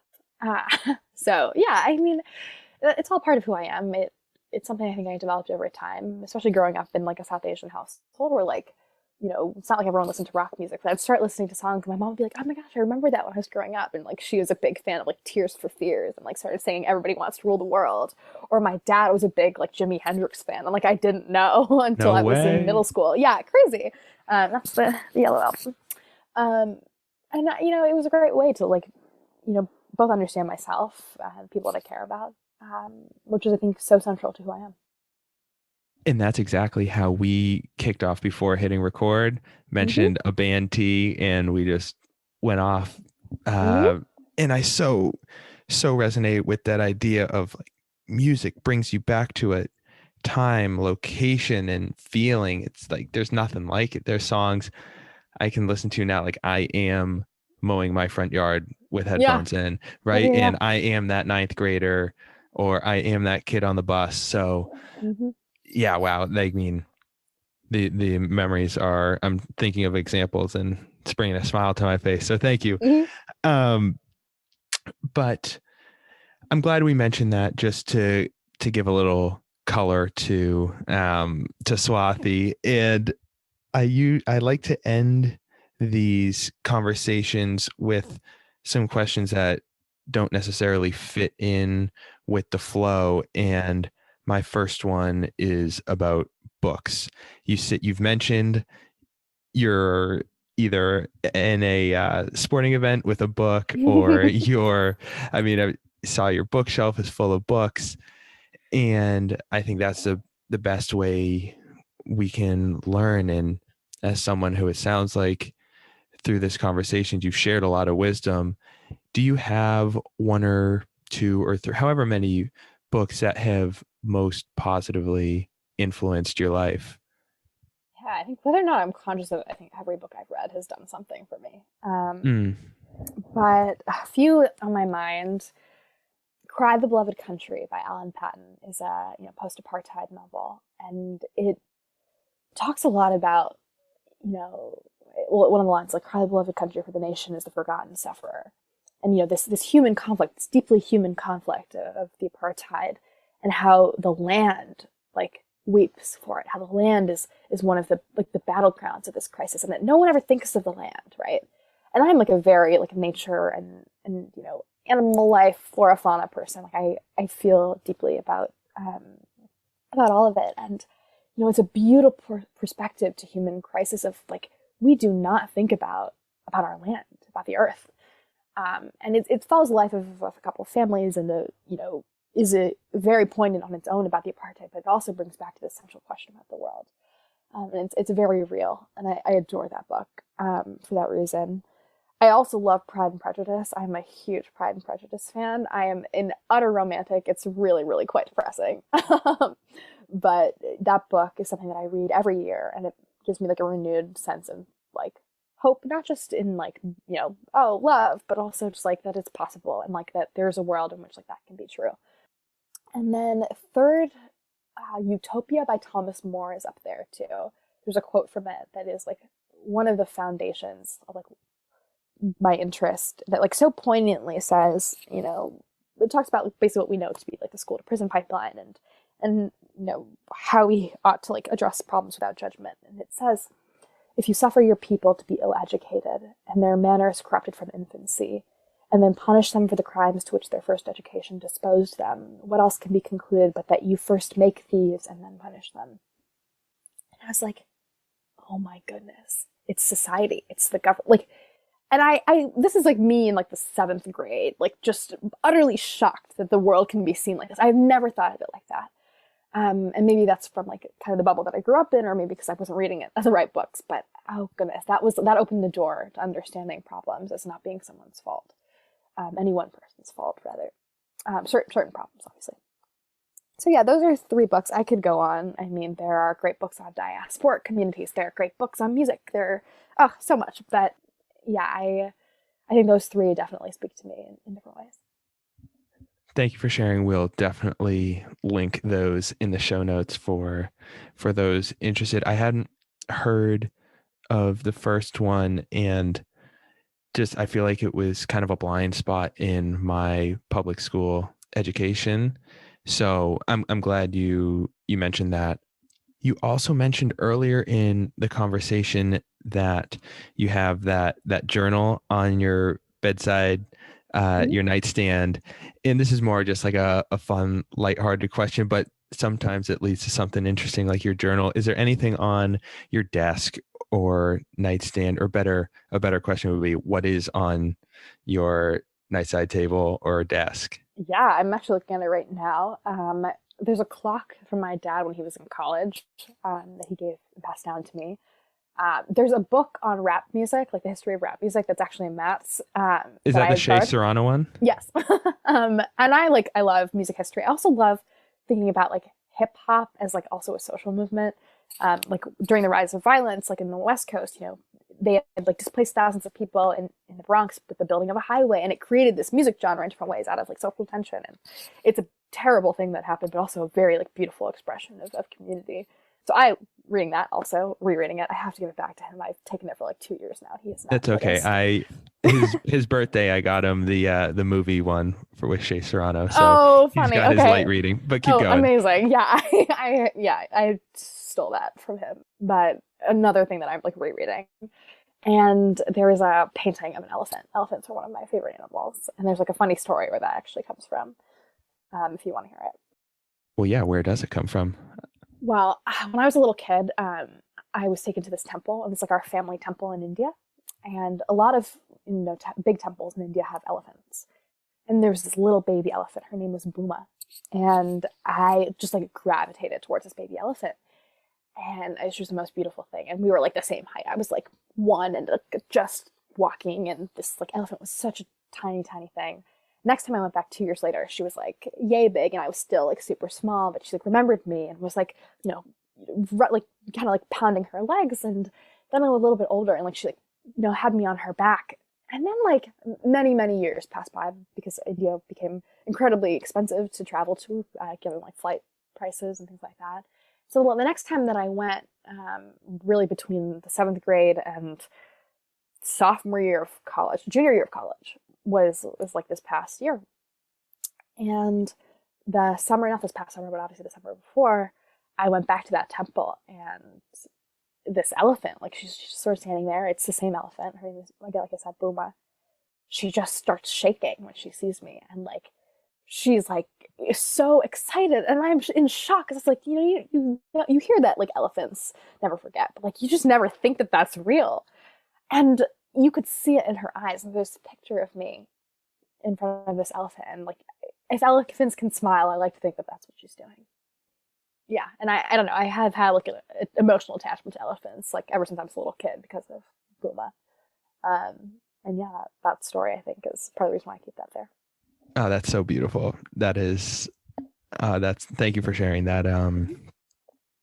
That's so fun, and yeah, no, I'm glad I asked. Then there was a little story in there, and maybe just to round this out, my favorite question. You've mentioned a handful of quotes throughout our conversation, and I think quotes so succinctly, they'll give you direction when you need it. And for me, I use them as reminders, like, okay, you've strayed off the path. Like, remember what this person said. So I'd like to ask you if you have a quote or mantra that you live by or find yourself repeating often, and it can change. I know for me it does. So if any of late come to mind. In my work, it's definitely the Douglas quote that I mentioned: "What man can make, man can unmake." And I thought about it a lot. But in my life, it is like personally from day to day. It's don't close a door that isn't open.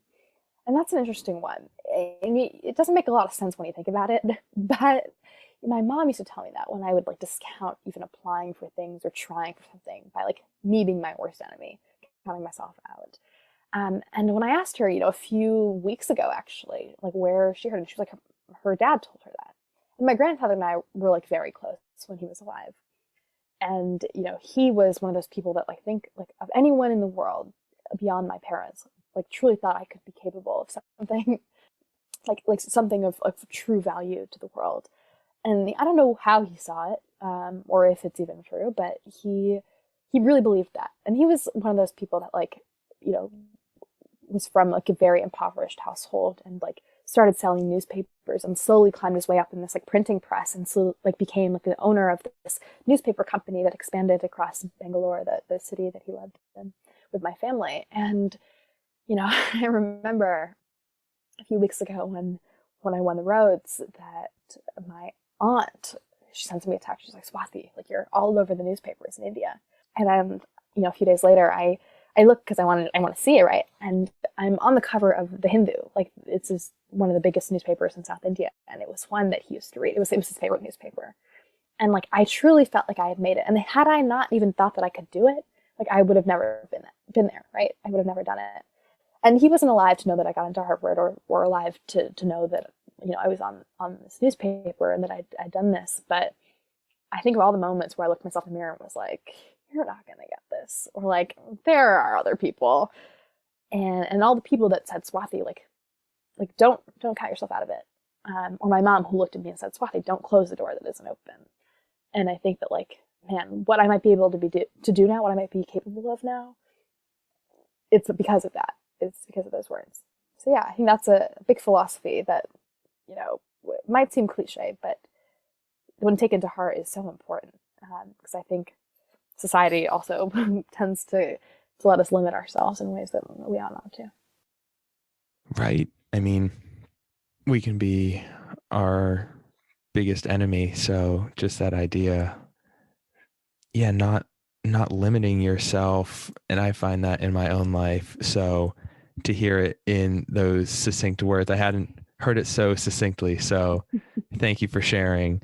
And thank you for sharing all of your stories, all of your passions, and yeah, just helping me get a better sense of what it is you do, how you do it, how you think about the world. This was an absolute pleasure for me. And thank you for making my first interview of somebody who I'm not personally close with such a joy and so easy. So thank you. Of course. No, thank you for having me. Awesome. Well, hopefully down the road, we might have to run it back with a round 2. I think there's plenty to discuss. Oh my gosh, of course. I mean, I have so many questions for you. I mean, we can probably stop the recording it whenever you want. But no, you mentioned so many things, and I'd love to know more. Like your back injury. Like what books were you reading? You know, how did you approach your life? I'd love to know. Absolutely, we can. We'll take that off air. But thank you again. Awesome.